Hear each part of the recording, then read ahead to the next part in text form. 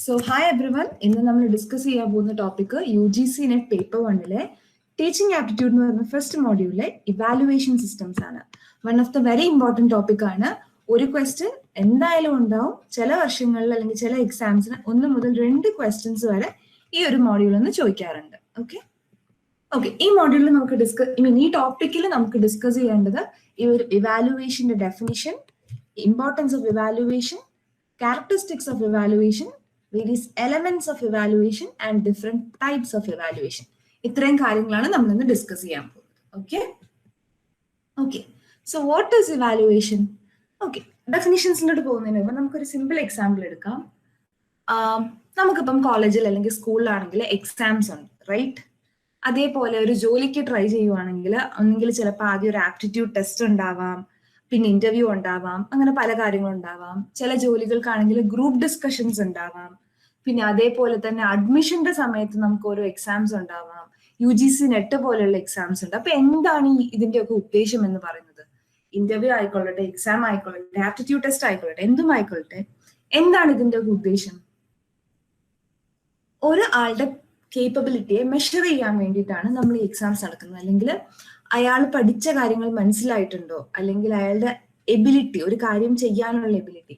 ഇപ്പം cat exam നടത്താറുണ്ട് MBAക്ക്. എന്താണ്? അയാൾക്ക് ആപ്റ്റിറ്റ്യൂഡ് സ്കിൽസ് ഉണ്ടോ, ലാംഗ്വേജ് സ്കിൽസ് ഉണ്ടോ? അതേപോലെ ഗ്രൂപ്പ് ഡിസ്കഷൻ എന്തിനാണ് നടത്താറ്? ഒരാൾക്ക് ഒരു ഗ്രൂപ്പിൽ, പിയർ ഗ്രൂപ്പിൽ വന്നാലും മിങ്കിൾ ചെയ്യാൻ പറ്റുന്നുണ്ടോ? അയാളുടെ ഒപ്പീനിയൻസ് എക്സ്പ്രസ് ചെയ്യുന്ന രീതി, ബാക്കിയുള്ളവരുമായിട്ട് ചേർന്ന് പോകുന്ന രീതി, അങ്ങനെ പല കാര്യങ്ങൾ മെഷർ ചെയ്യാൻ വേണ്ടിയിട്ടാണ് ഇവാലുവേഷൻ നടത്തുന്നത്. ഓക്കെ, സോ നമുക്കിനി ഡെഫിനേഷനിലോട്ട് വരാം. അപ്പൊ ഇതാണ് ഇവാലുവേഷന്റെ ഉദ്ദേശം എന്ന് പറയുന്നത്, റൈറ്റ്? അപ്പൊ ഇനി നമുക്ക് ഇവാലുവേഷന്റെ ഡെഫിനേഷനിലോട്ട് വരാം. Evaluation uses methods and measures to judge students learning and understanding of the material for purpose of grading and reporting. Okay, നമുക്ക് വളരെ ബേസിക് ആയിട്ട് ഇവാലുവേഷൻ, നമ്മുടെ എക്സാം എന്നുള്ളൊരു കോൺസെപ്റ്റിലോട്ട് വരാം. ഇവാലുവേഷൻ എന്ത് ടൈപ്പ് ആവാം? നമ്മളിപ്പോൾ ഡിസ്കസ് ചെയ്ത് എന്ത് ടൈപ്പിലും ആവാം ഇവാലുവേഷൻ. ഓക്കെ, നമുക്കതിൽ വളരെ സ്പെസിഫിക് ആയിട്ട് എക്സാം, സ്കൂൾ അല്ലെങ്കിൽ കോളേജ് ലെവലിലെ ഇവാലുവേഷനിലോട്ട് ഒതുങ്ങാം. കാരണം UGC നെറ്റ് സിലബസിൽ ആ ഒരു പോയിന്റ് ഓഫ് വ്യൂവിനാണ് കൂടുതൽ ഇമ്പോർട്ടൻസ് വരുന്നത്. ഓക്കെ, അപ്പൊ നമുക്ക് നോക്കാം എന്താണ് ഇവാലുവേഷൻ. ഒരു സ്കൂൾ ലെവലിൽ അല്ലെങ്കിൽ ഒരു കോളേജ് ലെവലിൽ ഒരു സ്റ്റുഡന്റിന്റെ ലേണിങ്ങിനെയും അണ്ടർസ്റ്റാൻഡിങ്ങിനെയും നമുക്ക് ജഡ്ജ് ചെയ്യാനുള്ള ഒരു മെത്തേഡ് അല്ലെങ്കിൽ ഒരു മെഷർമെന്റ് ആണ് ഇവാലുവേഷൻ കൊണ്ട് ഉദ്ദേശിക്കുന്നത്. എന്താണ് ഇതിന്റെ പർപ്പസ്? ഇപ്പം നമ്മളൊരു സെമസ്റ്റർ കഴിയുന്നു, ഇപ്പം MSc അല്ലെങ്കിൽ MAയുടെ ഒരു സെമസ്റ്റർ കഴിയുമ്പം ഒരു എക്സാം നടത്തുന്നു, റൈറ്റ്? സെം കഴിയുമ്പോൾ ഒരു എക്സാം നടത്തുന്നു. എന്താണ് ഇതിന്റെ ഉദ്ദേശം? അങ്ങനെ ഒരു എക്സാം നടത്തുന്നതിന്റെ ആ സ്റ്റുഡന്റ് എന്തൊക്കെ കാര്യങ്ങൾ പഠിച്ചു, അല്ലെങ്കിൽ എത്രത്തോളം ആ സ്റ്റുഡന്റിന് അല്ലെങ്കിൽ കുട്ടിക്ക് അത് മനസ്സിലായി എന്നിവ മെഷർ ചെയ്യാൻ വേണ്ടിയിട്ടാണ് നമ്മൾ ഇവാലുവേഷൻ യൂസ് ചെയ്യുന്നത്. അപ്പൊ എന്തിനാണ് further, what is ultimate aim? നമുക്ക് ഒന്നെങ്കിൽ മാർക്ക്, അല്ലെങ്കിൽ ഗ്രേഡ്, അല്ലെങ്കിൽ റാങ്ക്, അപ്പൊ ആ ഒരു രീതിയിൽ റിപ്പോർട്ട് ചെയ്യാൻ വേണ്ടിയിട്ടാണ് നമ്മൾ എക്സാം നടത്തുന്നത്. Okay, also one more point. നമ്മുടെ മോഡ്യൂളിന്റെ പേര് എന്താണ്? ടീച്ചിങ് ആപ്റ്റിറ്റ്യൂഡ് ആണ്. അപ്പൊ ടീച്ചിങ് പോയിന്റ് ഓഫ് വ്യൂവിൽ നിന്ന് നോക്കുമ്പോൾ എന്താണ്? എക്സാം നടത്തുന്നത് നമുക്ക് ടീച്ചിങ്, ലേണിംഗ് ഫെസിലിറ്റേറ്റ് ചെയ്തിട്ടുണ്ടോ എന്ന് നോക്കാൻ. അതായത് പഠിപ്പിച്ച കാര്യങ്ങൾ കുട്ടി മനസ്സിലാക്കി ആ കുട്ടിക്ക് അത് റീപ്രൊഡ്യൂസ് ചെയ്യാൻ പറ്റുന്നുണ്ടോ എന്നൊരു അനാലിസിസും കൂടെ അവിടെ വരുന്നുണ്ട്. Okay, and that is for this evaluation is carried out. അപ്പൊ 2 കാര്യങ്ങളാണ്. ഒന്ന്, സ്റ്റുഡന്റിന്റെ ലേണിംഗും അണ്ടർസ്റ്റാൻഡിങ്ങും ജഡ്ജ് ചെയ്യാൻ ഫോർ ഗ്രേഡിംഗ് ആൻഡ് റിപ്പോർട്ടിംഗ്, നമ്മൾ ഈ പറഞ്ഞ എക്സാമ്പിൾ. ആൻഡ് ഓൾസോ നമ്മൾ ടീച്ച് ചെയ്ത കാര്യം, ഒരു ടീച്ചർ ഒരു കുട്ടിക്ക് പറഞ്ഞു കൊടുത്ത കാര്യം മനസ്സിലായിട്ടുണ്ടോ, അല്ലെങ്കിൽ ലേണിംഗ് എന്ന് പറയുന്ന ആ ഒരു കാര്യം അവിടെ ഫെസിലിറ്റേറ്റ് ആയിട്ടുണ്ടോ, അല്ലെങ്കിൽ ലേണിംഗ് സംഭവിച്ചിട്ടുണ്ടോ എന്നറിയാനും നമ്മൾ ഇവാലുവേഷൻ യൂസ് ചെയ്യും. ഓക്കെ, പിന്നെ വളരെ ഡിഫറെന്റ് ഒരു പോയിന്റ് ഓഫ് വ്യൂവിൽ നമുക്ക് ഇവാലുവേഷനെ ഒന്ന് നോക്കാം. ഒരു ടീച്ചർ കുറച്ച് സ്റ്റുഡൻസിനെ പഠിപ്പിക്കുന്നു. ഓക്കെ, ഈ ടീച്ചർ ഇഫക്റ്റീവ് ആയിട്ട് പഠിപ്പിച്ചിട്ടുണ്ടെങ്കിൽ അത് എക്സാമിന്റെ സമയത്ത് റിഫ്ലക്ട് ചെയ്യും, റൈറ്റ്? ഓക്കെ, സോ ആ ഒരു പോയിന്റ് ഓഫ് വ്യൂ നമുക്ക് ഈ ഡെഫിനിഷൻ നോക്കാം. Evaluation is also concerned with assessing the effectiveness of teaching strategies, methods and techniques. അതായത് ഒരു ടീച്ചർ കുറച്ച് സ്റ്റുഡൻസിനെ അല്ലെങ്കിൽ ഒരു ക്ലാസ്സിനെ പഠിപ്പിച്ച ശേഷം ആ ടീച്ചർ പഠിപ്പിച്ചതിന്റെ ടീച്ചിങ്ങിന്റെ ഇഫക്റ്റീവ്നെസ് നോക്കാനും ടീച്ചിങ് സ്ട്രാറ്റജീസ് ഇഫക്റ്റീവ് ആണോ എന്ന് നോക്കാനും ഒരു ഇവാലുവേഷൻ യൂസ് ചെയ്യും. ഫോർ എക്സാമ്പിൾ, ഒരു ടീച്ചർ ഒരു ചെറിയൊരു ചാപ്റ്റർ പഠിപ്പിച്ചു കഴിഞ്ഞു ആൻഡ് ക്ലാസ്സിൽ ഒരു കുഞ്ഞി ടെസ്റ്റ് പേപ്പർ ഇട്ടു. അപ്പൊ ആ ക്ലാസ്സിലെ എല്ലാ സ്റ്റുഡൻസിനും മാർക്ക് കുറവായിരുന്നു. അപ്പൊ ആ ടീച്ചർക്ക് എന്ത് മനസ്സിലാക്കാം? ഓക്കെ, കുട്ടികൾ പഠിച്ചില്ല എന്നുള്ളൊരു കേസ് അറ്റ്മോസ്റ്റ് എല്ലാ കുട്ടികളും പഠിക്കാതെ വരില്ല ഒരു എക്സാമിന്. സോ നമുക്ക് ആ ഒരു പോയിന്റ് വിടാം. അപ്പൊ ആ കുട്ടികൾക്ക് ആ ഒരു ചാപ്റ്റർ വളരെ ഡിഫിക്കൽട്ട് ആണ്. ഈ ടീച്ചർ ആ പഠിപ്പിച്ച മെത്തേഡ് അത്രയ്ക്ക് പോരാ, ഒന്ന് നമ്മൾ ചേഞ്ച് ചെയ്ത് അല്ലെങ്കിൽ ഒരു ഡിഫറെന്റ് രീതിയിൽ അപ്രോച്ച് ചെയ്താൽ പഠിപ്പിക്കണം. അപ്പൊ ആ ഒരു കാര്യം ടീച്ചർക്ക് മനസ്സിലാക്കാൻ പറ്റും. സോ എന്ത് ചെയ്യും, ആ ടീച്ചർ കുറച്ചും കൂടെ എക്സാമ്പിൾസ് ഒക്കെ വെച്ച് ഒന്നുകൂടെ ആ മോഡ്യൂൾ അല്ലെങ്കിൽ ആ ചാപ്റ്റർ പിള്ളേർക്ക് പറഞ്ഞു കൊടുക്കും. സോ പിന്നെ എക്സാം ഇടുമ്പോൾ അവർ കുറച്ചും കൂടെ ബെറ്റർ ആകാൻ ചാൻസ് ഉണ്ട്. സോ അതേപോലെ തന്നെ നമ്മുടെ സ്റ്റുഡൻസിനെ മെഷർ ചെയ്യുന്ന പോലെ തന്നെ അത് നമ്മൾ പറഞ്ഞത് സ്റ്റുഡൻസിന്റെ അവർക്ക് മനസ്സിലായോ എന്നുള്ള കാര്യങ്ങളൊക്കെ മെഷർ ചെയ്യാനാണ്. സോ അതേപോലെ തന്നെ ടീച്ചറിന്റെ ഇഫക്റ്റീവ്നെസ് മെഷർ ചെയ്യാൻ ഇവാലുവേഷൻ അല്ലെങ്കിൽ എക്സാംസ്, ഇങ്ങനത്തെ എക്സാംസ് ഒരു ഇഫക്റ്റീവ് മെത്തേഡാണ്. Okay, and also it provides a feedback to the teachers. Okay, അല്ലാണ്ട് തന്നെ നമുക്ക് ടീച്ചേഴ്സ് ഇവാലുവേഷനും ഉണ്ട്, അതും നമ്മൾ മറക്കരുത്. നമ്മൾ സ്റ്റുഡൻസിനോട് ചോദിക്കും ടീച്ചർ പഠിപ്പിക്കുന്നത് മനസ്സിലാവുന്നുണ്ടോ, ഗുഡ് ബാഡ് എന്നുള്ള കോളംസ് ഒക്കെ വെച്ചിട്ടുള്ള ഫോംസ് ഉണ്ടല്ലോ, ഫീഡ്ബാക്ക് ഫോംസ് കൊടുത്ത് അതും ചെയ്യാറുണ്ട്. ഓൾസോ ഇങ്ങനത്തെ ഇവാലുവേഷൻസ്, അതായത് എക്സാംസ് നിന്നും ടീച്ചേഴ്സിന് മനസ്സിലാക്കാൻ പറ്റും അവരുടെ ടീച്ചിങ് മെത്തഡോളജിയുടെ ഒരു ഇഫക്റ്റീവ്നെസ്. ഓക്കെ, സോ അതാണ് to provide feedback to the teachers about their teaching and learners about their learning. അപ്പൊ 2 പോയിന്റും ഈ ഒരു സ്റ്റേറ്റ്മെന്റിൽ വന്നിട്ടുണ്ട്. അതായത് ടീച്ചേഴ്സിന് അവരുടെ ടീച്ചിങ്ങിനെ പറ്റിയിട്ടുള്ള ഒരു ഫീഡ്ബാക്കും ലേണേഴ്സിന് അവരുടെ ലേണിങ്ങിനെ പറ്റിയിട്ടുള്ള ഒരു ഫീഡ്ബാക്കും. അതാണ് ഇവാലുവേഷൻ. സോ ടീച്ചേഴ്സിന് അവരുടെ ടീച്ചിങ് എന്തോരം ഇഫക്റ്റീവ് ആണെന്നുള്ളതും സ്റ്റുഡൻസിന് ഒരു ചാപ്റ്റർ, ഇപ്പൊ മാത്സ് ഒക്കെ ആണെങ്കിൽ ഒരു ചാപ്റ്റർ കഴിഞ്ഞു അതിലെ പ്രോബ്ലംസിന്റെ ഒരു ടെസ്റ്റ് പേപ്പർ നടത്തിയാൽ അവർക്ക് തന്നെ മനസ്സിലാക്കാൻ പറ്റും അവരെന്തോരം ക്ലിയർ ആണ് ആ ഒരു ടോപ്പിക്കിൽ. സോ അതാണ് ഇവാലുവേഷന്റെ ഉദ്ദേശം. Okay, clear. അപ്പൊ ഇവാലുവേഷന്റെ ബേസിക്സ് എല്ലാവർക്കും മനസ്സിലായോ? ഓക്കെ, ഇനി നമുക്ക് ഇമ്പോർട്ടൻസ് ഓഫ് ഇവാലുവേഷൻ നോക്കാം. നമ്മൾ പറഞ്ഞ ഇവാലുവേഷന്റെ ഉദ്ദേശം എന്താണെന്ന് നമ്മൾ കൂടുതൽ ഡിസ്കസ് ചെയ്തത് അല്ലെ. ഇനി എന്താണ് ഇത്രയും ഇമ്പോർട്ടൻസ്, അല്ലെങ്കിൽ നമ്മൾ എക്സാംസിനൊക്കെ ഒരുപാട് ഇമ്പോർട്ടൻസ് കൊടുക്കാറുണ്ട്, എന്താണ് കാരണം? ഓക്കെ, ഫസ്റ്റ് വൺ ആണ് detecting problems and weakness in students. Okay, അപ്പം നമ്മൾ പറഞ്ഞു ഒരു ടീച്ചർ ഒരു ചാപ്റ്റർ നടത്തി, ഒരു ചാപ്റ്റർ പഠിപ്പിച്ചു, ആൻഡ് അതിൽ നിന്ന് ഒരു ടെസ്റ്റ് പേപ്പർ നടത്തി, ഒരു ടീച്ചർ നടത്തി. ഓക്കെ, ആൻഡ് ഒരു കുട്ടി, ഒരു എല്ലാ കുട്ടികൾക്കും ഒരു ആവറേജ് മാർക്ക് ഉണ്ട്, ഒരു കുട്ടിക്ക് 10ൽ ഒരു 2 മാർക്സേ കിട്ടിയുള്ളൂ. ഓക്കെ, അൺഫോർച്ചുനേറ്റ്ലി ആ കുട്ടിക്ക് 2 മാർക്സേ കിട്ടിയുള്ളൂ. ഓക്കെ, അപ്പം അങ്ങനെ കുറച്ച് കുട്ടികളുണ്ട് അവർക്ക് വളരെ മാർക്ക് കുറവാണ്. അപ്പൊ ആ ടീച്ചർക്ക് ആ മാർക്ക് കുറവുള്ള കുട്ടികളുടെ പേപ്പർ എടുത്ത് വെച്ച് നോക്കിയാൽ അവർക്ക് എന്തെങ്കിലും മനസ്സിലാക്കാൻ പ്രോബ്ലം ഉണ്ടോ, അല്ലെങ്കിൽ അവർ ആ സബ്ജക്റ്റിൽ പെർട്ടിക്കുലർ ഏരിയയിൽ വീക്ക് ആണോ എന്നുള്ള കാര്യങ്ങൾ മനസ്സിലാക്കിയാൽ അവർക്ക് അത് വെച്ചിട്ട് ഒരു റെമഡിയൽ കോച്ചിങ് അറേഞ്ച് ചെയ്യാൻ പറ്റും അല്ലെ. നമ്മുടെയൊക്കെ സ്കൂൾസിലായാലും +2 എക്സാമിന് മുന്നേ റിവിഷൻ ടെസ്റ്റ് മോഡൽ എക്സാംസ് നടത്തും, റൈറ്റ്? എന്നിട്ട് അതിലൊരു പെർട്ടിക്കുലർ മാർക്കിൽ കുറവുള്ള സ്റ്റുഡൻസ് അല്ലെങ്കിൽ പാസ്സാകാൻ ബുദ്ധിമുട്ടെന്ന് തോന്നുന്ന സ്റ്റുഡൻസിന്, അതായത് എന്തെങ്കിലും പ്രോബ്ലംസ് ഉള്ള സ്റ്റുഡൻസ് അല്ലെങ്കിൽ ഒരു സബ്ജക്റ്റിൽ പെർട്ടിക്കുലർ സബ്ജക്റ്റിൽ വീക്ക് ആയിട്ടുള്ള സ്റ്റുഡൻസ്, അവർക്ക് എന്ത് ചെയ്യും, നമ്മൾ അനലൈസ് ചെയ്തിട്ട് ഒരു റെമഡിയൽ കോച്ചിങ് അല്ലെങ്കിൽ സ്പെഷ്യൽ ക്ലാസ്സസ്, ട്യൂഷൻ ക്ലാസ്സസ് ഒക്കെ അറേഞ്ച് ചെയ്ത് കൊടുക്കും. സോ അതാണ് one of the very main part. അങ്ങനെ ഒരു പാർട്ടും ഇവാലുവേഷൻ ഉണ്ട്. ഇപ്പം ബോർഡ് എക്സാമിന് മുന്നേ നമ്മളൊന്ന് ഇവാലുവേറ്റ് ചെയ്യും, ഒന്നെങ്കിൽ റിവിഷൻ ടെസ്റ്റ് ആയിരിക്കും അല്ലെങ്കിൽ മോഡൽ എക്സാംസ് ആയിരിക്കും. സോ അത് വെച്ചിട്ട് നമുക്ക് സ്റ്റുഡൻസിന്റെ പ്രോബ്ലംസും വീക്ക്നെസ്സും മനസ്സിലാക്കി അത് വെച്ചിട്ട് അവർക്ക് റെമഡിയൽ ക്ലാസ്സസ് കൊടുക്കാൻ പറ്റും. Okay, next is identify the potentials and abilities in students. അതിനുള്ള ഏറ്റവും ടിപ്പിക്കൽ എക്സാം ആണ് നെറ്റ് എക്സാം അല്ലേ.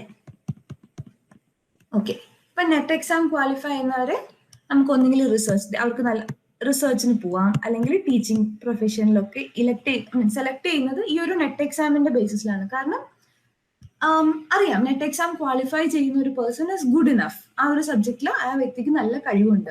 സോ ഒന്നെങ്കിൽ റിസർച്ച് PhDക്കോ അല്ലെങ്കിൽ അല്ലാത്ത റിസർച്ച് ഫെലോ ആയിട്ടോ അല്ലെങ്കിൽ ടീച്ചിങ്ങിലോട്ടോ പോകാൻ പറ്റും. സോ അതാണ്. ആൻഡ് ചൂസിങ് പൊട്ടൻഷ്യൽ കാൻഡിഡേറ്റ്സ്, അത് തന്നെയാണ് നെറ്റ് എക്സാമിന്റെ കേസ് നമ്മൾ പറഞ്ഞത്. ഇതെന്ന് പറഞ്ഞാൽ സ്റ്റുഡൻസിന്റെ ടാലൻസ് കണ്ടുപിടിക്കാൻ പറ്റും. ഇപ്പം ആപ്റ്റിറ്റ്യൂഡ് എക്സാംസ് ഒക്കെ നടത്തുമ്പോഴത്തേക്കും അവർക്ക് ഏത് ഏരിയയിലാണ് അവർ മോർ ടാലന്റഡ് എന്നുള്ളതൊക്കെ ഫൈൻഡ് ചെയ്യാൻ പറ്റും കൊച്ചുകുട്ടികൾ. Okay, basis for certification and awards. ഇപ്പം ഫോർ എക്സാമ്പിൾ നമ്മുടെ university exam, semester exam, university exam എടുക്കുവാണെങ്കിൽ നമ്മൾ BA കംപ്ലീറ്റ് ചെയ്തു, നമ്മൾ എക്സാംസ് എല്ലാം എഴുതി, നമുക്ക് അതിൽ നിന്ന് കിട്ടും BA ഡിഗ്രി സർട്ടിഫിക്കറ്റ് കിട്ടും, റൈറ്റ്? പിന്നെ അതേപോലെ തന്നെ ഒരുപാട് സർട്ടിഫിക്കേഷൻസ് ഉണ്ട്. ഇപ്പം ടെക് സൈഡിലൊക്കെ എടുക്കുവാണെങ്കിൽ ഓരോ പ്രോഗ്രാമിംഗ് ലാംഗ്വേജുകൾ, ഇപ്പൊ ജാവ പോലെയുള്ള ലാംഗ്വേജുകളോ അല്ലെങ്കിൽ നെറ്റ്വർക്കിംഗ് സ്കിൽസ് ഇല്ലേ, അപ്പൊ അതിന്റെ ഒക്കെ ഒരുപാട് സർട്ടിഫിക്കേഷൻസ് ഉണ്ട്. അപ്പൊ അതിനും എക്സാംസ് നടത്താറുണ്ട്. Okay, and measure level of fulfilment of educational objective. ഇപ്പൊ അപ്പൊ നമ്മൾ പറഞ്ഞ എക്സാമ്പിൾ എടുക്കാം, ഒരു ഒരു കോഴ്സ് നടത്തി, അല്ലെങ്കിൽ എന്തെങ്കിലും ഒരു സർട്ടിഫിക്കറ്റ് കോഴ്സോ അല്ലെങ്കിൽ ഒന്നും വേണ്ട, നമ്മളൊരു എം എ കോഴ്സ് കഴിഞ്ഞു. സോ എം എ കോഴ്സിന് ഒരു ഒബ്ജക്റ്റീവ് ഉണ്ടല്ലേ, ഇന്ന ഒരു സ്റ്റുഡന്റ് ഇന്നിന്ന കാര്യങ്ങൾ പഠിച്ചിരിക്കണം അല്ലെങ്കിൽ ഇന്നിന്ന കാര്യങ്ങൾ അറിഞ്ഞിരിക്കണം എന്നുള്ളത്. സോ ഒരു ഒബ്ജക്റ്റീവ്സ് ഉണ്ട്. അപ്പം എം എ കഴിയുമ്പോഴത്തേക്കും ഓരോ സെമ്മിലും എക്സാംസ് ഉണ്ട്, ഫൈനൽ എക്സാംസ് ഉണ്ട്. അപ്പൊ ഓരോ എക്സാംസും കഴിയുമ്പോൾ നമുക്ക് എന്താണ് മെഷർ ചെയ്യാൻ പറ്റുന്നത്? ആ പഠിച്ച കുട്ടി ഇതിന്റെ ഒബ്ജക്റ്റീവ്സ് എല്ലാം ഫുൾഫിൽ ചെയ്തിട്ടുണ്ടോ, ആ കോഴ്സിൽ ആ കുട്ടി പഠിക്കേണ്ട സബ്ജക്ട്സ് എല്ലാം അത് ആവശ്യത്തിന് പഠിച്ചിട്ടുണ്ടോ എന്ന് നമുക്ക് മനസ്സിലാക്കാൻ പറ്റും. That is measure level of fulfilment of educational objectives. Okay. And നമ്മൾ കുറച്ചു മുമ്പ് പറഞ്ഞ ടോപ്പിക് തന്നെയാണ് വീണ്ടും പറഞ്ഞത്, act as a feedback for the teachers. Okay. ഇപ്പൊ ഒരു കുട്ടി എക്സാം എഴുതുന്നത്, അല്ലെങ്കിൽ കുറെ കുട്ടികളുടെ മാർക്ക് കുറവാണെങ്കിൽ, അല്ലെങ്കിൽ കുറെ കുട്ടികളുടെ എക്സാമിന് നന്നായിട്ട് പെർഫോം ചെയ്തില്ലെങ്കിൽ നമുക്ക് എന്ത് മനസ്സിലാക്കാൻ പറ്റും? ഓക്കെ, ആ ടീച്ചർ അത് കുറച്ചും കൂടി ഡിഫറെന്റ് ആയിട്ട് ടീച്ച് ചെയ്യണം, അല്ലെങ്കിൽ മെത്തേഡ് ഒന്ന് മാറ്റി പിടിക്കണം. സോ അങ്ങനെയും വർക്ക് ചെയ്യാൻ പറ്റും. സോ സ്റ്റുഡൻസിന്റെ കഴിവുകളെയും അവരുടെ പ്രോബ്ലംസിനെയും ഏറ്റവും ബെസ്റ്റ് സ്റ്റുഡൻസിനെയും ഒക്കെ ചൂസ് ചെയ്യാനാണ് നമ്മൾ ഇവാലുവേഷൻ യൂസ് ചെയ്യുന്നത്. Clear? Okay. Next is characteristics of evaluation. Okay. So it is a systematic and a continuous process. അതായത് ഇപ്പം എന്താ പറയുക, നമ്മൾ പഠിച്ചു, എക്സാം എഴുതി, റിസൾട്ട് പബ്ലിഷ് ചെയ്യണം, അങ്ങനെ ഒരു സിസ്റ്റമാറ്റിക് ആൻഡ് കണ്ടിന്യൂസ് പ്രോസസ് ആണ്. അപ്പോൾ അങ്ങനെ നടത്തിയാൽ മാത്രമേ ഒരു എന്താ പറയാ, ഒരു ഇവാലുവേഷൻ മെത്തേഡ് പ്രോപ്പർ ആണ് അല്ലെങ്കിൽ അത് ഗുഡ് ആണെന്ന് പറയാൻ പറ്റത്തുള്ളൂ. ഒരു സിസ്റ്റമാറ്റിക് അല്ലാണ്ട് നടത്തുവാണെങ്കിൽ it is not good, it is bad. Okay. Continuous എന്ന് പറയുന്നത് ഒരു ടീച്ചിങ്, ലേണിംഗ്, ഇവാലുവേഷൻ അതിന്റെ റിസൾട്ട്, അപ്പൊ ആ ഒരു ഇതിൽ കണ്ടിന്യൂസ് ആണ്. ഓക്കെ. ആൻഡ് കോംപ്രിഹെൻസീവ് എന്ന് പറഞ്ഞാൽ ഒരു എക്സാം നടത്തുമ്പം ഒരു കുട്ടിയുടെ നോളജ് മാത്രമല്ല, ഒരു ഓവറോൾ അസസ്മെന്റും കൂടെ അവിടെ വരുന്നുണ്ട്. അതായത് how that person can express. ഇപ്പം ചിലവർ നമുക്ക് പറയും ആള് നന്നായിട്ട് പഠിക്കും, പക്ഷെ എക്സാം വരുമ്പം മാർക്ക് കുറഞ്ഞു പോകും. എന്താണ് അപ്പൊ ആ കുട്ടിക്ക്? ചിലപ്പോൾ അതിന്റെ കോൺഫിഡൻസ് കുറവായിരിക്കും, അല്ലെങ്കിൽ എക്സാം ഫിയർ ഉണ്ടാവാം, അങ്ങനെ പല പ്രശ്നങ്ങൾ വരും. അല്ലെങ്കിൽ lack of ability to express. നമ്മൾ തന്നെ ചില ക്വസ്റ്റ്യൻസ് പഠിച്ചിട്ട് പറയാറുണ്ട്, സംഭവം മനസ്സിലായി പക്ഷെ ഇത് എഴുതി പിടിപ്പിക്കാൻ അറിയത്തില്ല, അല്ലെ? അപ്പൊ അങ്ങനെ പറയാറുണ്ട്. അപ്പം ഒരു എക്സാം എന്ന് പറഞ്ഞാൽ നോളജ് അസസ് ചെയ്യാന്ന് മാത്രമല്ല, ഒരു സ്റ്റുഡന്റിന്റെ ഒരു ഓവറോൾ അസസ്മെന്റ് കൂടിയാണ്. ആ സ്റ്റുഡന്റിന് കോൺഫിഡൻസ് ഉണ്ടോ? അപ്പം ഒത്തിരി പിള്ളേരുണ്ട് ടെൻഷൻ അടിച്ചു പോകും. അപ്പം അങ്ങനെ പല കാര്യങ്ങൾ അസസ് ചെയ്യാൻ നമുക്ക് പറ്റും. ആ കുട്ടി ഒരു ആൻസറിനെ എക്സ്പ്രസ് ചെയ്യുന്ന രീതി, അല്ലെങ്കിൽ അതിന്റെ തോട്ട് പ്രോസസ്, അങ്ങനെ പല കാര്യങ്ങളും അസസ് ചെയ്യാൻ ഇവാലുവേഷൻ കൊണ്ട് പറ്റും. Okay. And involves diverse procedures. Examination എന്ന് പറഞ്ഞാൽ നമ്മൾ എഴുതുന്ന എക്സാംസ് മാത്രമല്ല, വൈവ എക്സാംസ് ഉണ്ട്, പ്രൊജക്ട്സ് ഉണ്ട്. അതൊരു ഡിഫറെന്റ് മെത്തേഡ് അല്ലേ? നമ്മൾ എക്സാം എഴുതുന്ന പോലല്ല ഒരു പ്രൊജക്ട് ചെയ്യുന്നത്. ഇപ്പം എന്താ ഫിസിക്സ്, കെമിസ്ട്രി, കമ്പ്യൂട്ടർ സയൻസ് അങ്ങനെയൊക്കെ നോക്കുവാണെങ്കിൽ അവരെന്തെങ്കിലും മോഡലായിരിക്കും ഡെവലപ്പ് ചെയ്യുന്നത്, അങ്ങനത്തെ പ്രൊജക്റ്റുകളായിരിക്കും ചെയ്യുന്നത്. പക്ഷെ അത് ഇത് സോഷ്യൽ സയൻസിലെ പ്രൊജക്റ്റ് ആണെങ്കിൽ അവർ ലൈബ്രറിയിൽ നിന്ന് ഡേറ്റ കളക്ട് ചെയ്ത് അവരുടെ വ്യൂ പോയിന്റ്സ് ഒക്കെ എഴുതി അങ്ങനെയുള്ള പ്രൊജക്റ്റുകളായിരിക്കും, അല്ലെങ്കിൽ സർവീസ് ആയിരിക്കും. സോ പല പ്രൊസീജിയേഴ്സ് ഉണ്ട് ഒരു evaluation. It is not just one. ഇപ്പം BSc കമ്പ്യൂട്ടർ സയൻസിന്റെ എക്സാം ആണ് എഴുതുന്നത്, നമുക്ക് ഒരു എക്സാമ്പിൾ എടുക്കാം. ഓക്കെ. എക്സാം ഉണ്ട്, തിയറി എക്സാംസ് ഉണ്ട്, ലാബ് എക്സാംസ് ഉണ്ട്, പ്രൊജക്ട്സ് ഉണ്ട്, മിനി പ്രൊജക്റ്റുകളുണ്ട്, അതായത് ചെറിയ പ്രൊജക്റ്റുകൾ, ഒരു സാമ്പിൾ പ്രൊജക്റ്റുകൾ ചെയ്യും. പിന്നെ അവർ ഇന്റേൺഷിപ്പിന് പുറത്തു പോകും, വൈവ ഉണ്ട്, സെമിനാർ ഉണ്ട്, അങ്ങനെ പല പ്രൊസീജിയേഴ്സ് കഴിഞ്ഞിട്ടാണ് ആ ഒരു ഡിഗ്രി അവാർഡ് ചെയ്യുന്നത്. സോ അതാണ് it involves diverse procedures. It is pervasive and crucial in education. എഡ്യൂക്കേഷന്റെ എന്ത് സിസ്റ്റം ഓഫ് എഡ്യൂക്കേഷൻ അല്ലെങ്കിൽ എന്ത് ലെവൽ ഓഫ് എഡ്യൂക്കേഷൻ വേണമെങ്കിലും നമുക്ക് എടുത്താലും ഇവാലുവേഷൻ എല്ലായിടത്തും ഉണ്ട്. ഫോർ എക്സാമ്പിൾ, നമ്മൾ LKG പഠിക്കുന്ന ഒരു കുട്ടിയും എക്സാം എഴുതുന്നുണ്ട്, വൈവയുണ്ട്. ഇപ്പം റൈംസ് ഒക്കെ ആണെങ്കിൽ ദേ ഹാവ് ടു റിസൈറ്റ്, അപ്പൊ അവിടെ ഒരു ഇവാലുവേഷൻ ഉണ്ട്. അതേപോലെ 10ാം ക്ലാസ്സിലും ഉണ്ട്, +2ലും ഉണ്ട്, ഡിഗ്രിക്കും ഉണ്ട്, PGക്കും ഉണ്ട്. ഒന്നും വേണ്ട, if you go to PhD അവിടെയും ഉണ്ട്, ദർ ഇസ് ഇവാലുവേഷൻ, അല്ലെ? നമ്മൾ ആദ്യം കോഴ്സ് വർക്ക് ചെയ്യും, പിന്നെ project, last open defence, viva, presentation വരെ കാണും. So from LKG to PhD you have evaluation. ഒരു എൻഡും ഇല്ല ഇവാലുവേഷൻ. ഓക്കെ. സോ എഡ്യൂക്കേഷന്റെ ഏത് സ്റ്റേജ് എടുത്താലും there is evaluation. Okay. And well planned evaluation എപ്പോഴും റിലയബിളും വാലിഡും ആയിരിക്കും. ഒരു വളരെ പ്ലാൻഡ് ആയിട്ട് വളരെ സിസ്റ്റമാറ്റിക് ആയിട്ട് നടത്തുന്ന ഒരു എക്സാം എപ്പോഴും വാലിഡും റിലയബിളും ആയിരിക്കും. അതിനുള്ള ഏറ്റവും നല്ല എക്സാമ്പിൾ ഞാൻ പറയാം.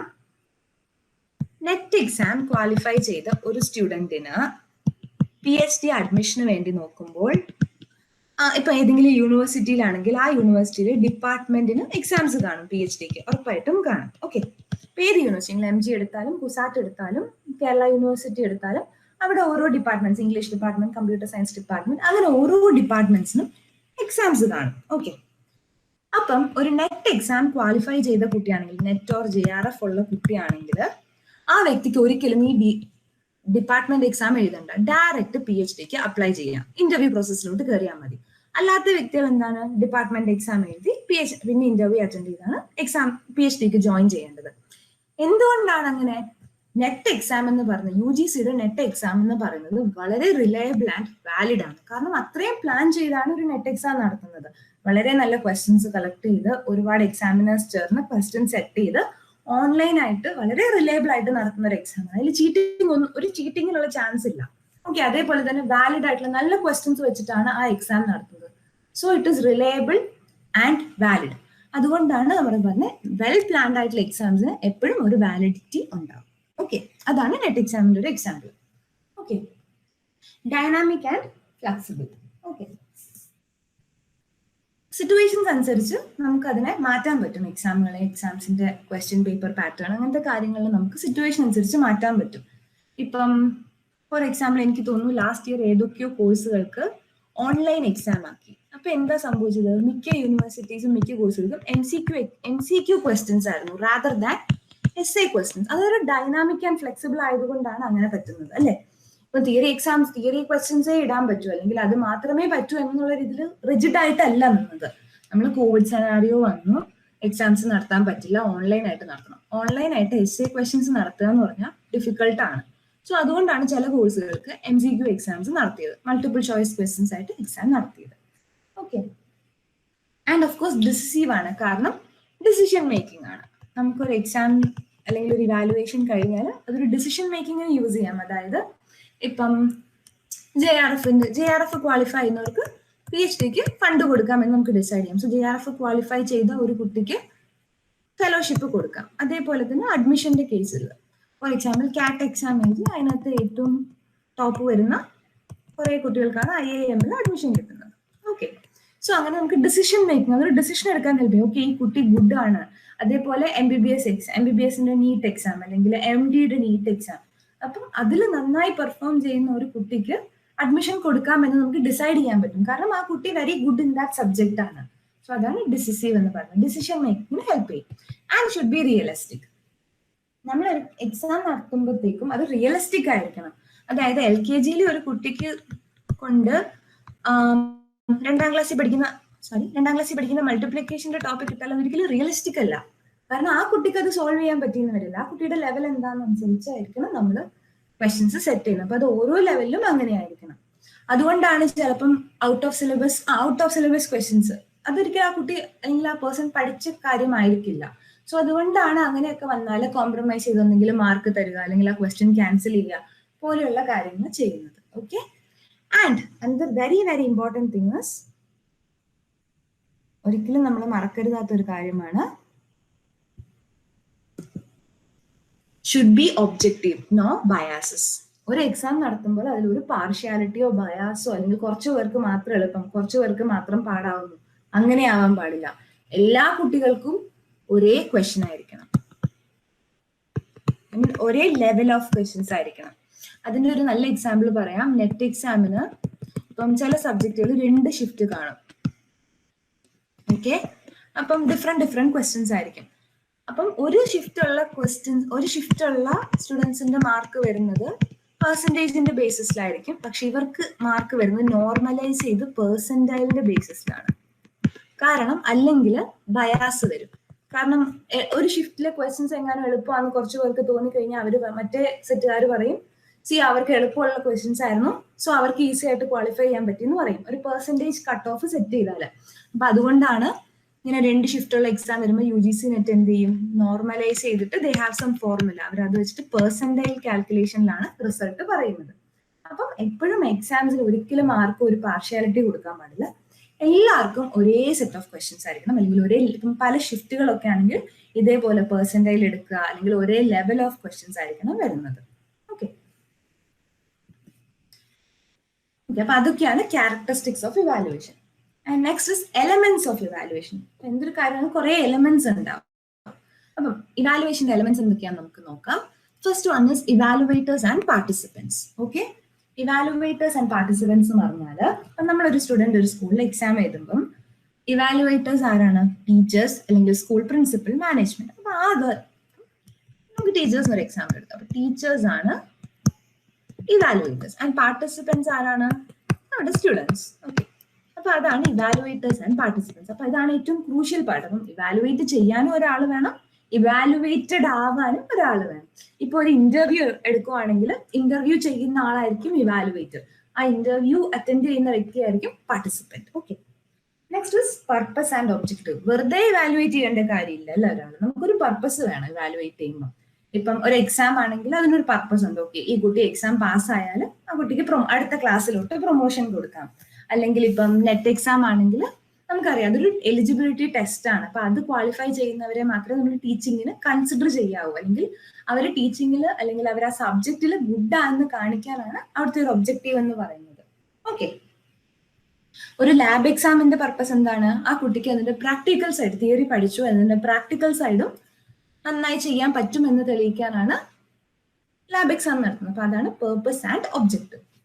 അടുത്തതാണ് റിസോഴ്സസ്. ഓക്കെ, അപ്പൊ നമുക്കൊരു എക്സാം എഴുതണമെങ്കിൽ കുറെ റിസോഴ്സസ് വേണം അല്ലെ?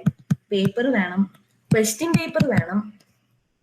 ഇപ്പൊ ലാബ് എക്സാം ആണെങ്കിൽ, കമ്പ്യൂട്ടർ സയൻസ് ആണെങ്കിൽ കമ്പ്യൂട്ടേഴ്സ് വേണം, ഫിസിക്സ് ആണെങ്കിൽ അതിനുള്ള എക്യുപ്മെന്റ്സ് വേണം. സോ അതൊക്കെയാണ് റിസോഴ്സസ് എന്ന് പറയുന്നത്. ഇനി ഒരു ഓൺലൈൻ എക്സാം, നമ്മുടെ നെറ്റിന്റെ എക്സാം എടുക്കാം, നമുക്കൊരു ഓൺലൈൻ എക്സാം ആണ്. അപ്പൊ എന്തൊക്കെയാണ് റിസോഴ്സസ്?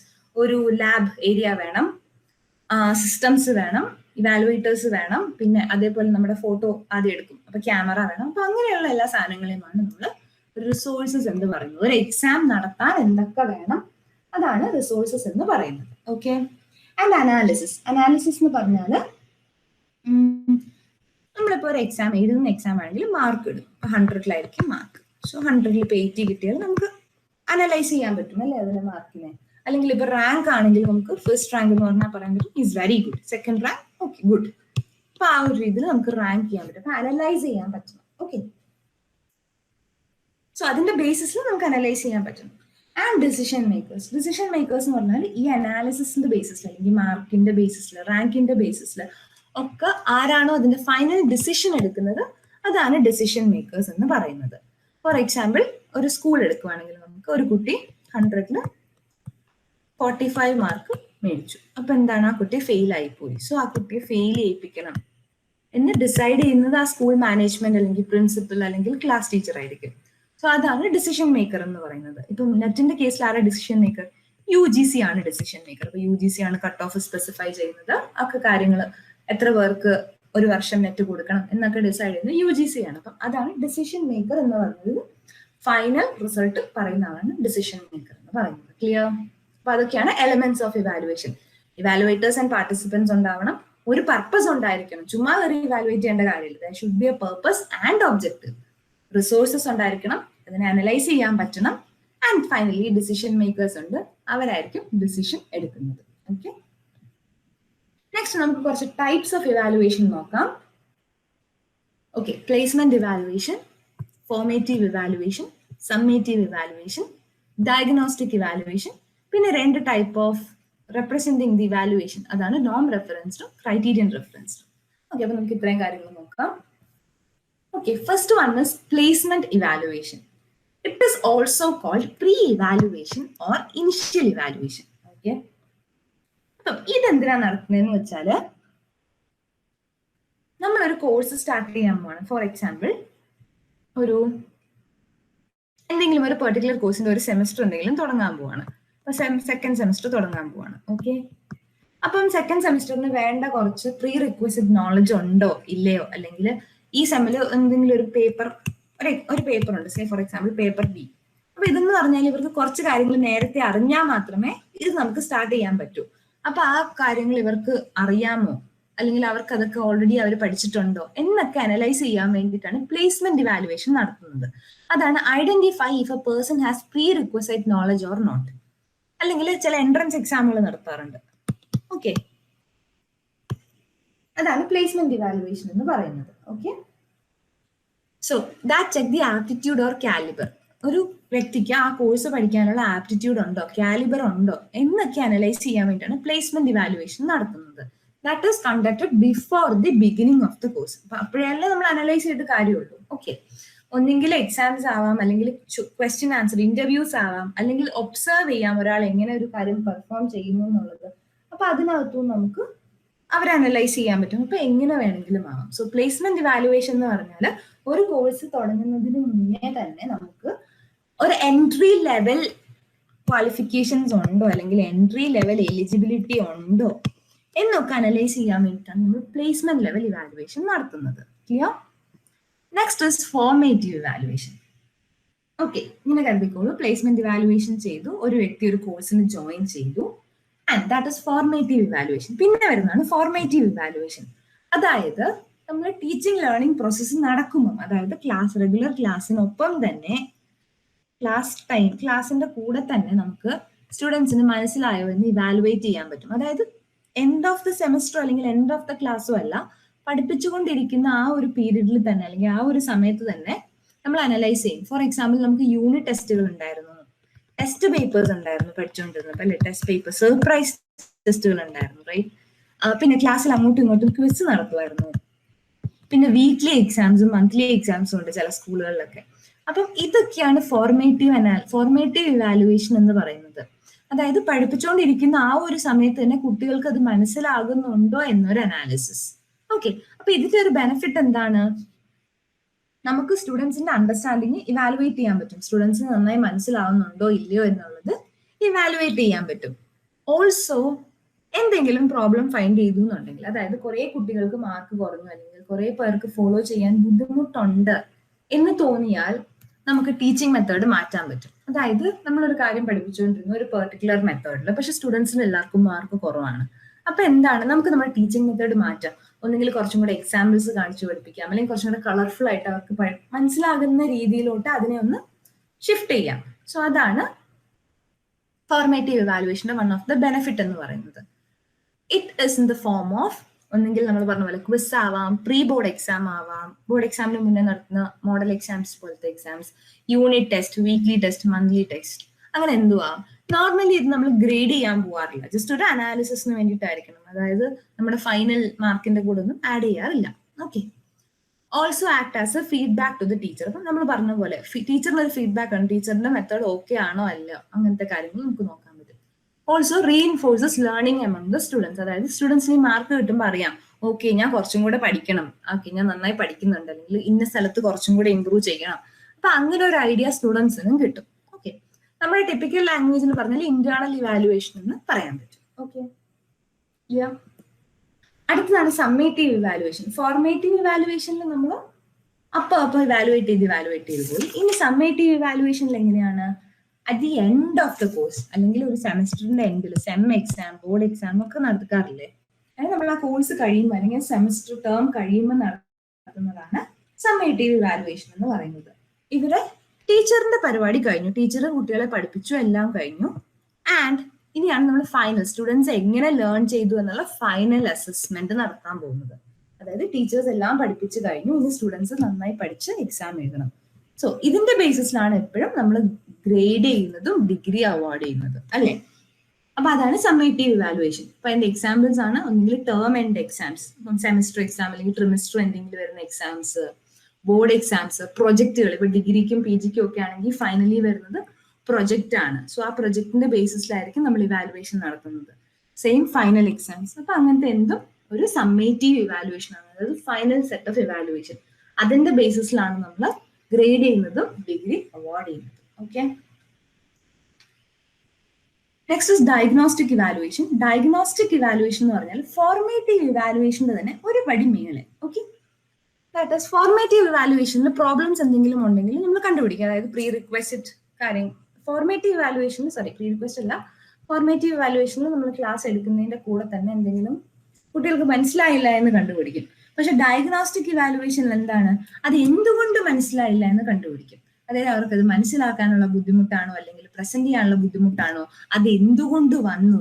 അപ്പൊ കുറച്ചും കൂടി ഒരു ഡയഗ്നോസ്റ്റിക്സ് ഉണ്ട് അതിനകത്ത്. ജസ്റ്റ് നമ്മൾ പ്രശ്നം ഉണ്ട് എന്ന് പറഞ്ഞു വിടുവല്ല, എന്തുകൊണ്ട് ആ പ്രശ്നം വന്നു, അതിന്റെ കോസ് എന്താണ് എന്നൊക്കെ ഇരുന്ന് നമ്മൾ ചിന്തിച്ച് അതനുസരിച്ച് നമ്മൾ സ്റ്റുഡൻസിനെ ഹെൽപ്പ് ചെയ്യും. ഓക്കെ, ആൻഡ് ഇതൊരു മോർ കോംപ്രഹെൻസീവ് മെത്തേഡാണ്. അത് ജസ്റ്റ് എക്സാം ഇട്ടു കഴിഞ്ഞല്ല, അത് കഴിഞ്ഞിട്ട് ആ കുട്ടീനോട് കമ്മ്യൂണിക്കേറ്റ് ചെയ്ത് എന്താണ് പ്രശ്നം എന്ന് ചോദിച്ച് മനസ്സിലാക്കി അതിന് വേണ്ട ഹെൽപ്പുകൾ കൊടുക്കുക. ഓക്കെ, ഇത് നോർമലി നമ്മൾ ചെയ്യുന്നത് ഒരു കോഴ്സിന്റെ ബിഗിനിങ്ങിലൊക്കെ ഇടുന്ന എക്സാമുകളിലായിരിക്കും. ലാസ്റ്റിലോട്ട് പോയിട്ട് ചെയ്തിട്ട് കാര്യമില്ല. സോ നമ്മൾ ബിഗിനിങ്ങിൽ ക്ലാസ് ഒക്കെ തുടങ്ങി 1 മാസം 1.5 മാസത്തിനുള്ളിൽ തന്നെ നമ്മളൊരു അസസ്മെന്റ് നടത്തുന്നു. അതിൽ കുറച്ച് കുട്ടികൾക്ക് ബുദ്ധിമുട്ടുണ്ടെന്ന് മനസ്സിലായാൽ നമുക്ക് അപ്പം തന്നെ നമുക്കതിനെ നമ്മുടെ ടീച്ചിങ് സ്റ്റൈലിനെ മാറ്റാം, അല്ലെങ്കിൽ അവർക്ക് കുറച്ച് എക്സ്ട്രാ ഹെൽപ്പ് കൊടുക്കാം. സോ അവർക്ക് പിന്നെ വരുന്ന ക്ലാസ്സുകൾ ഫോളോ ചെയ്യാൻ എളുപ്പമായിരിക്കും. സോ അതാണ് 4 മെയിൻ ടൈപ്സ് ഓഫ് ഇവാലുവേഷൻ എന്ന് പറയുന്നത്.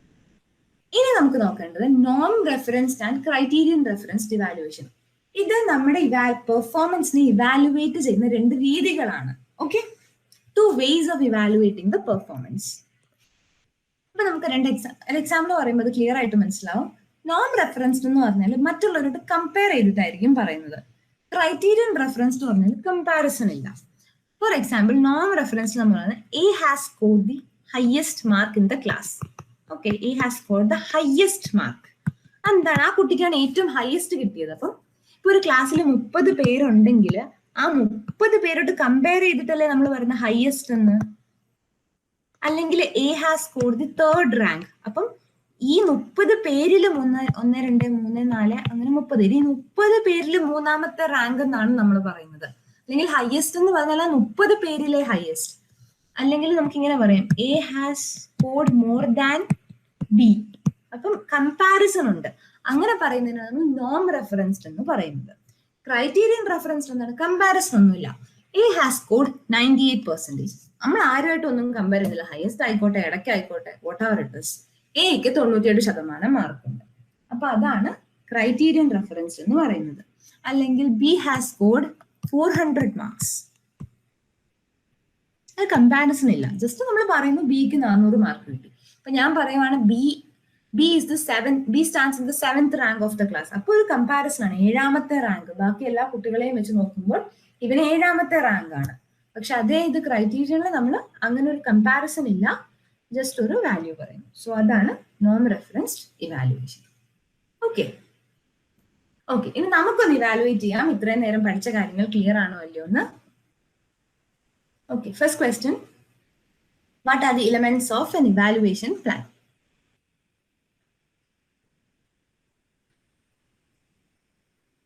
ഓക്കെ, എന്താണ് നമ്മൾ പറഞ്ഞായിരുന്നു, എന്തൊക്കെയായിരുന്നു? നമുക്ക് ആ സ്ലൈഡ് ഒന്ന് നോക്കാം. ഇവാലുവേറ്റേഴ്സ്, പാർട്ടിസിപ്പൻസ്, പർപ്പസ്, ഒബ്ജക്റ്റീവ് ഉണ്ടാവണം, resource, analysis, decision makers. Options എന്തൊക്കെയാണ്? സോ പർപ്പസ് എന്തായാലും വേണം, റിസോഴ്സസ് വേണം, അനാലിസിസ് വേണം, അതോറിറ്റി വേണോ? അതോറിറ്റി വേണ്ട, ഒരു ഡിസിഷൻ മേക്കർ മതി. ഓക്കെ, അപ്പൊ ഓപ്ഷൻസ് എ, ബി, സി. എയും സിയും അല്ല, നമുക്ക് ബി വേണം. ബി ഓൺലി അല്ല, ബി, സി, ഡി അല്ല, A, B, C, 4th option. അതാണ് answer. Okay, next is which type of evaluation focuses on the identification of difficulties and deficiencies and difficulties of a learner. ഒരു സ്റ്റുഡന്റിന്റെ ഡെഫിഷ്യൻസിയും ഡിഫിക്കൽട്ടീസും, അതായത് എന്തെങ്കിലും problems ഒക്കെ ഉണ്ടെങ്കിൽ അതിനെ evaluate ചെയ്യുന്ന type of evaluation ഏതാണ്? കണ്ടുപിടിക്കുന്ന ടൈപ്പ് ഓഫ് ഇവാലുവേഷൻ ഏതാണ്? സമ്മേറ്റീവ് ആണോ? അല്ല. സമ്മേറ്റീവിന്റെ സമയത്ത് പ്രോബ്ലംസ് ഒക്കെ കണ്ടുപിടിച്ചിട്ട് കാര്യമുണ്ടോ? ഇല്ല, കോഴ്സ് കഴിയാറായി. ഫോളോ അപ്പ് ഇവാലുവേഷൻ അല്ല. ഡയഗ്നോസ്റ്റിക് ഇവാലുവേഷൻ നമ്മൾ പറഞ്ഞു. ഡയഗ്നോസ്റ്റിക് ഇവാലുവേഷൻ എന്ന് പറഞ്ഞാൽ എന്താണ്? Formative evaluation plus diagnosis. എന്താ ഡയഗ്നോസിസ് ചെയ്യുന്നത്? എന്തെങ്കിലും പ്രശ്നങ്ങളോ ഡെഫിഷ്യൻസീസോ അല്ലെങ്കിൽ ഡിഫിക്കൽട്ടീസോ ഉണ്ടെങ്കിൽ അതിന്റെ കോസും കാര്യങ്ങളുമാണ് diagnostic. So answer is diagnostic evaluation. Okay, clear? What are the main objectives of formative evaluation? To promote students to the next class ആണോ? അല്ല, അത് സമ്മേറ്റീവ് ഇവാലുവേഷൻ ആണ്. To enhance students' learning, to enhance cooperation in the class, to find out the reason for learning difficulties. To find out the reason for learning difficulties എന്താണ്? Diagnostic ആണ്. അപ്പം to enhance students' learning. Cooperation ഒരു ഇവാലുവേഷൻ വേണമെന്നില്ലല്ലോ. Okay, അല്ലെങ്കിൽ quiz ഒക്കെ ആണെങ്കിൽ okay fine. So answers to enhance students learning. Clear? So അപ്പം താങ്ക് യു. ഇവാലുവേഷൻ എന്നുള്ള ടോപ്പിക് എല്ലാവർക്കും മനസ്സിലായി എന്ന് കരുതുന്നു. Thank U.